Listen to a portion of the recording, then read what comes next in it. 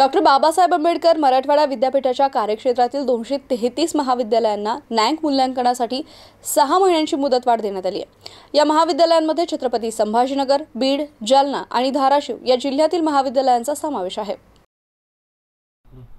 राज्यातील सर्व अकृषी विद्यापीठांनी संलग्नीकरणासाठी अनिवार्य केलेल्या महाविद्यालयांना नॅक मूल्यांकन पुनर्मूल्यांकनासाठी मुदतवाढ देण्यासाठी उच्च आणि तंत्रशिक्षण मंत्र्यांच्या निर्देशानुसार 6 महिन्यांची मुदतवाढ देण्यात आली आहे। नॅक बंगलोर या संस्थेकडून फेब्रुवारी 2025 च्या निर्देशानुसार एप्रिल 2025 पासून दुहेरी मानांकन पद्धती लागू करण्यात आली आहे। ही पद्धती लागू करण्याच्या अनुषंगाने नॅक बंगलोर यांनी उच्च शिक्षण संस्थांसाठीचं प्लॅनिंग पोर्टल अद्ययावत करण्याची प्रक्रिया सुरू केली आहे। यास्तव सद्यस्थितीत नव्याने मूल्यांकन पुनर्मूल्यांकन करण्यासाठीची उच्च शिक्षण संस्था नोंदणी तुर्तास कार्यान्वित नसल्याने विद्यार्थी हितासाठी लेखी हमीपत्र घेऊन महाविद्यालयांना मुदतवाढ देण्याच्या सूचना कुलसचिवांना देण्यात आल्या आहेत। या निर्णयामुळे महाविद्यालयांना त्यांच्या कागदपत्रांची पूर्ण तयारी आणि गुणवत्तेच्या निकषांची पूर्तता करण्यासाठी अतिरिक्त वेळ मिळणार आहे।